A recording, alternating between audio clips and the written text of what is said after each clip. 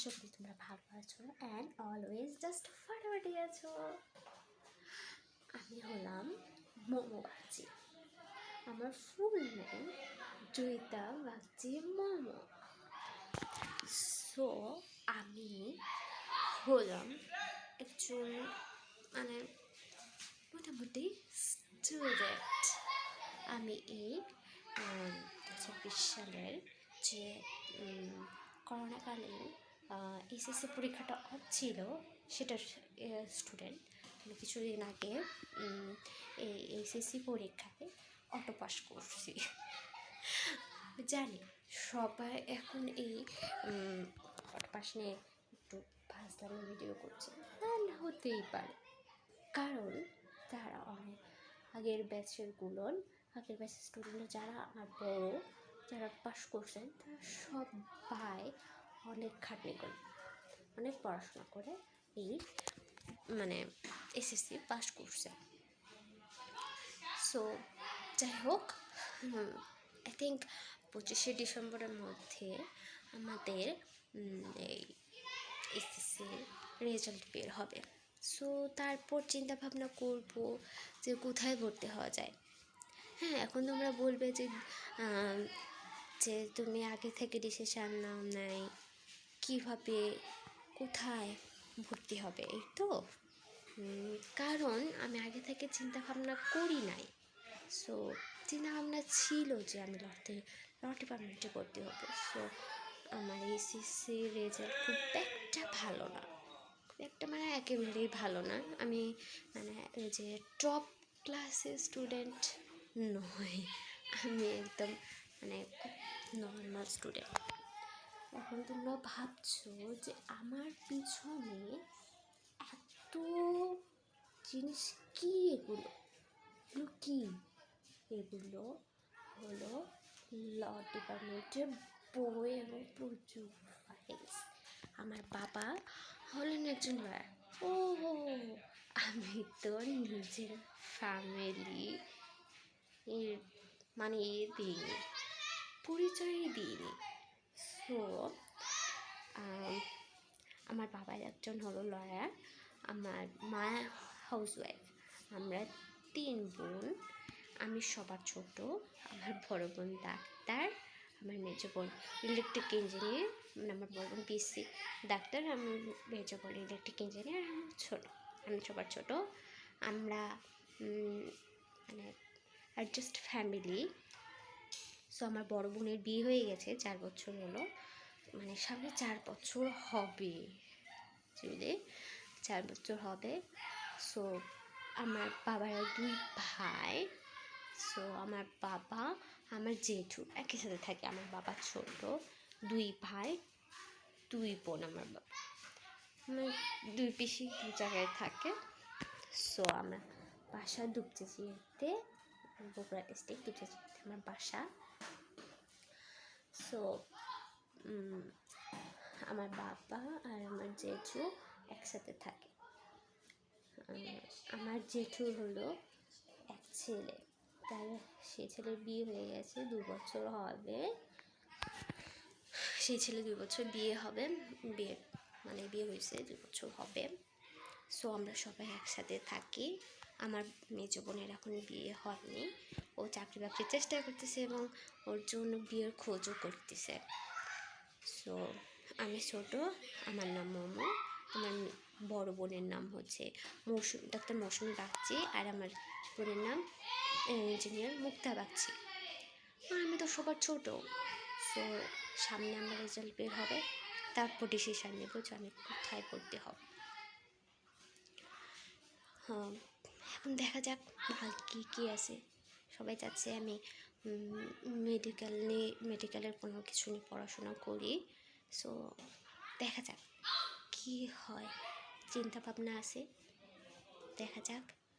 আর আমি নতুন YouTube channel খুলেছি। তোমরা ভাবছো যে কি আটকে কথা বলছে, কোথায় কোন দিকে তাকাচ্ছে, কিছু বুঝতে পারতেছি না। আমি নতুন ইউটিউব চ্যানেল খুলেছি, আমি বুঝতে পারতেছি না কীভাবে ভিডিও করতে হয়। সো নতুন তো আস্তে আস্তে যখন করতে অনেক পুরাতন হয়ে যাবে, সো তখন ঠিক হয়ে যাবে, তখন অ্যাকচুয়ালি ঠিক হয়ে যাবে, ঠিক হয়ে যাবে। হ্যাঁ, তোমরা অবশ্যই আমার চ্যানেলটা সাবস্ক্রাইব করবে, লাইক করবে এবং শেয়ার করে দেবে। অবশ্যই কেউ ডিসলাইক করবে না প্লিজ। যারা পছন্দ করছো না আমার ভিডিওটাকে, অবশ্যই তারা স্কিপ করে চলে যেতে পারো, ঠিক আছে? আমি নতুন নতুন ইউটিউব চ্যানেল খুলেছি, সো আমি কীভাবে ইউটিউব করবো, মানে ব্লগিং করবো, সেটা তোমরা অবশ্যই ঠিক করে দেবে। কীভাবে করবো, কীভাবে করলে ভালো হয়, কীভাবে এডিটিং করতে হয়, সো আমি তো জানি না। আমি নতুন কেবল ফোনে ইউটিউবিং শুরু করছি, সো দেখা যায় কী হয়।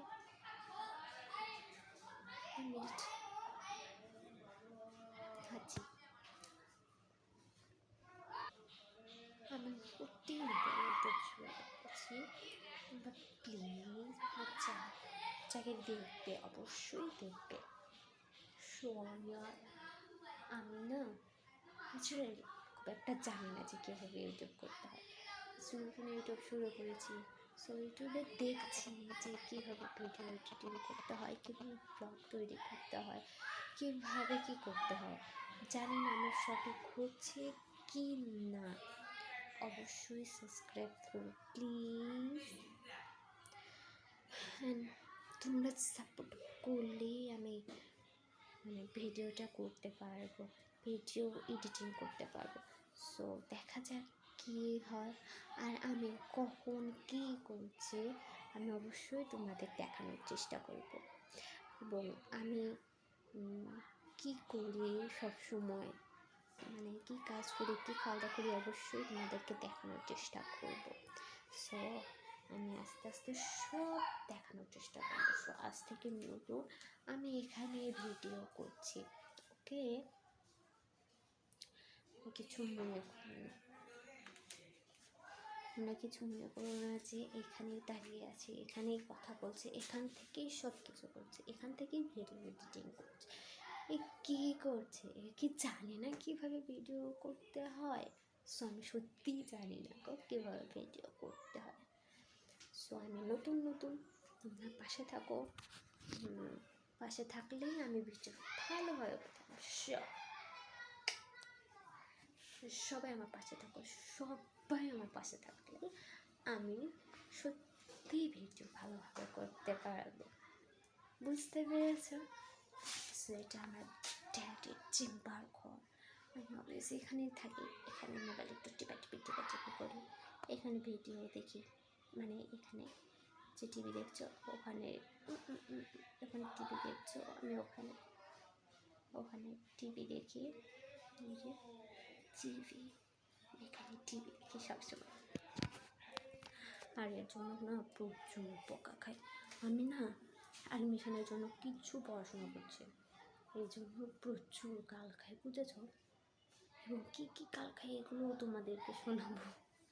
আমার মা না খুব ভালো, যখন ভালো থাকে খুব ভালো, যখন বকা দেয় না একদম অসাম বকা দেয়।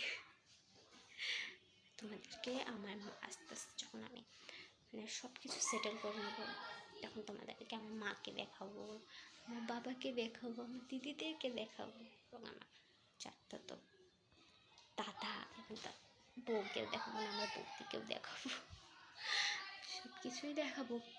সে তোমরা অবশ্যই কিন্তু আমাকে সাপোর্ট করবে, ওকে?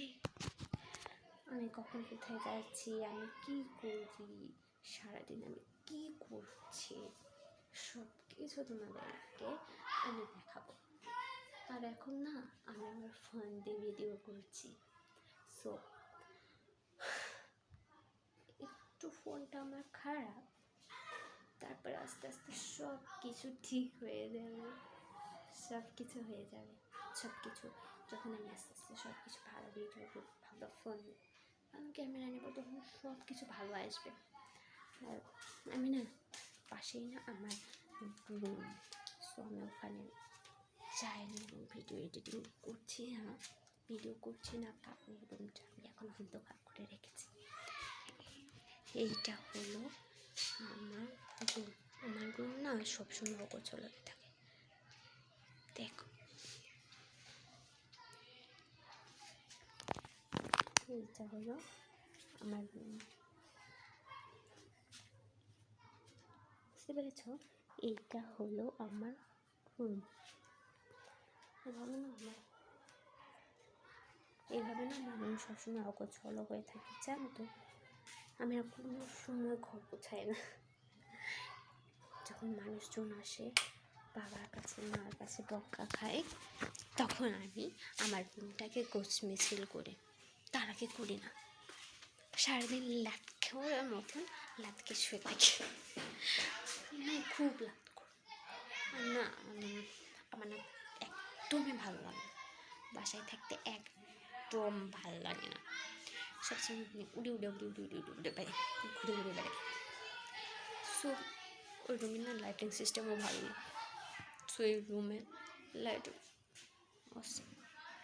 সো সেই জন্যই ভাবলাম যে ঘর থেকে আমার ভিডিও স্টার্ট করি, ঘর থেকে আমার ভিডিওগুলো করি। হ্যাঁ।